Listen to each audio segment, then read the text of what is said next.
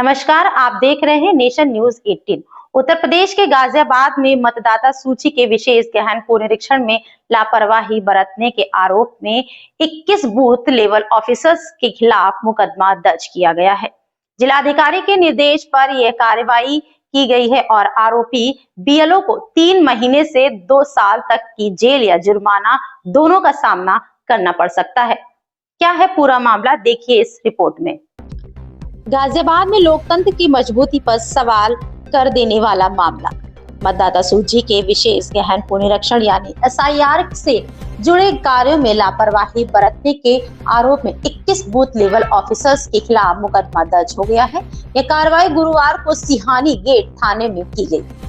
जिलाधिकारी और जिला निर्वाचन अधिकारी रविंद्र कुमार मादर के सख्त निर्देश पर उप तहसीलदार आलोक कुमार यादव ने प्राथमिकी दर्ज कराई। सहायक पुलिस आयुक्त उपासना पांडे ने पुष्टि करते हुए बताया कि मुकदमा लोक प्रतिनिधित्व अधिनियम की संबंधित धाराओं के तहत दर्ज किया गया है।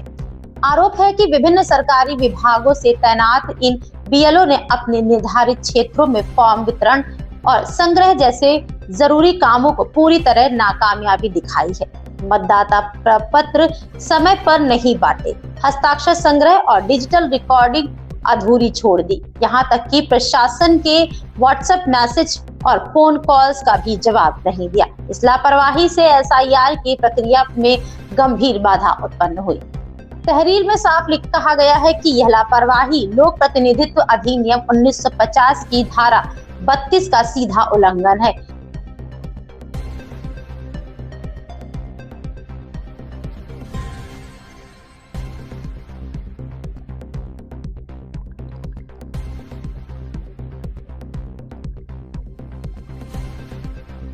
प्रशासन ने इसे सेवा में लापरवाही मानते हुए सख्त कदम उठाए हैं। गाजियाबाद से अबशार उल हक की रिपोर्ट। सर, गाजियाबाद में सर एसआईआर को लेकर प्रशासन काफी सख्ती के साथ कार्रवाई कर रहा है। जमीनी स्तर पर क्या कुछ कार्रवाई हो रही है, क्या कुछ जो उल्लंघन कर रहे हैं उन पर उनके खिलाफ कार्रवाई हो रही है? देखिए, जनपद गाजियाबाद में हमारे 3089 बूथ हैं और 28 लाख से ऊपर वोटर हैं और ईएफ कलेक्शन का काम अभी चल रहा है। तो हमारे सभी बीएलओज, हमारे सुपरवाइजर्स, उनके लिए हमने सेक्टर ऑफिसर्स, सभी हमारे जो डिस्ट्रिक्ट लेवल ऑफिसर्स हैं उनको भी सुपरवाइजर ऑफिसर्स के रूप में एडीएम स्तर के ऑफिसर्स को भी लगाया है।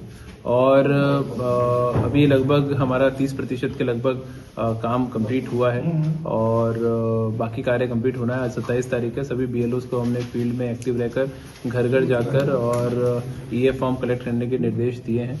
कुछ बीएलओज द्वारा उसमें लापरवाही की गई। ऐसे 21 बीएलओज पे हमने अभी आरपी एक्ट में धारा 32 में एफआईआर भी कराई है, क्योंकि ये एक बहुत महत्वपूर्ण कार्य है, निर्वाचन का कार्य, और पूरी मशीनरी इसमें पूरी तरह लगी हुई है। अभी मैंने सभी राजनीतिक दलों के जो जिलाध्यक्ष हैं और सभी प्रतिनिधि हैं उनकी मीटिंग ली है। उनको से भी मैंने अपील की। उनके बीएलए भी पूरी तरह एक्टिव नहीं है, तो उनसे भी हमने अपील किया आप अपने बीएलएस को और आपके फील्ड लेवल फंक्शनरीज को एक्टिव करें, ताकि चूंकि गाजियाबाद की एक विशेष समस्या है कि ये शहरी इलाका है और इंडस्ट्रियल लेबर बहुत है और किराएदार भी बहुत लोग रहते हैं। तो ऐसे लोगों को ढूंढना और उसके बाद में उनसे फॉर्म कलेक्ट करना वो भी एक थोड़ा जटिल कार्य है। तो उसके लिए हमारे सभी बीएलओज प्रयास कर रहे हैं। जो अच्छे बीएलओज हैं उनके लिए हमने पारितोषिक की घोषणा भी की है और ऐसे जो सबसे कमजोर 20-20 बीएलओ है उसके लिए मैंने खुद भी उन बीएलओज को गोद लिया है। उनकी बाकी अन्य वरिष्ठ अधिकारियों को, नगरायुक्त साहब को, वीसी साहब को, हमारे एडीएम साहिबान को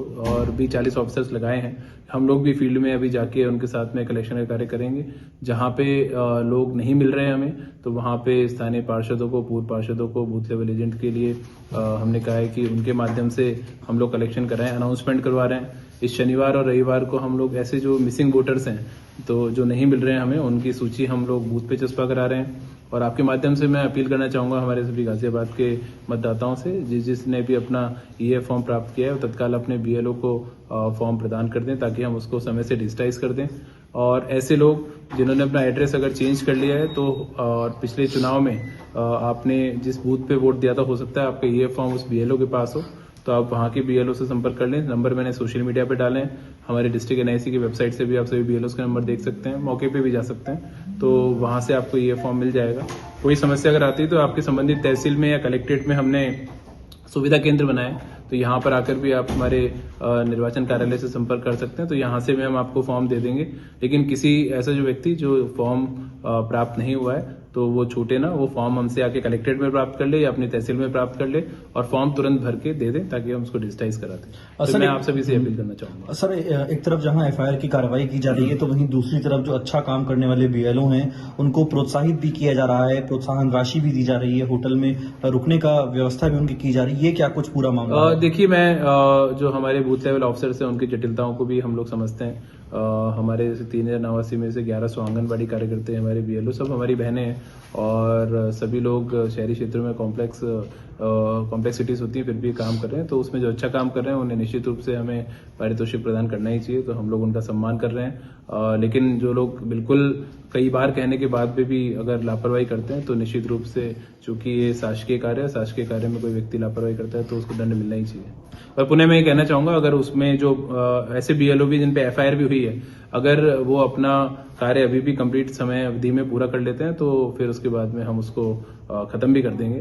तो उद्देश्य ये नहीं है कि किसी को पनिश करना, उद्देश्य ये है कि सिंसियरिटी इसके बारे में बताना, और अगर बिल्कुल उसके बाद भी कुछ लोग अगर लापरवाही करते हैं तो निश्चित रूप से फिर तो उनको पनिशमेंट मिलना ही चाहिए। सर, एक आखिरी सवाल ये है कि आपने हाल ही में स्कूलों को भी निर्देश दिए हैं कि पीटीएम में भी जो अभिभावक आते हैं उन्हें एसआईआर के बारे में बताया और देखिए, जाए। जिस भी माध्यम से हम लोग जनसंपर्क कर सकते हैं, तो आप सभी जानते हैं कि यहाँ पे जितने स्कूल्स हैं उनके पेरेंट्स का व्हाट्सएप ग्रुप सभी स्कूल्स बना के रखते हैं, उसके माध्यम से कम्युनिकेट करते हैं। तो उससे भी हमारा मैसेज चला जाए। कॉलेजेस के में जो स्टूडेंट्स पढ़ रहे हैं उनको भी हम मैसेज दे रहे हैं ताकि वो भी अपने पेरेंट्स को इसके बारे में बताएं।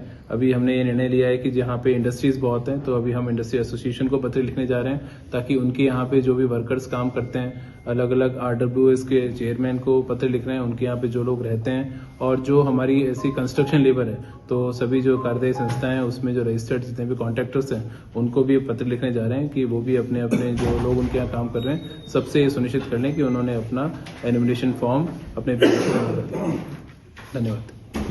फिलहाल इस खबर में बस इतना ही। बने रहें आप नेशन न्यूज 18 के साथ। हमारे द्वारा दिखाई जा रही खबरें यदि आपको पसंद आ रही हो तो चैनल को लाइक, शेयर, सब्सक्राइब करना बिल्कुल ना भूलें।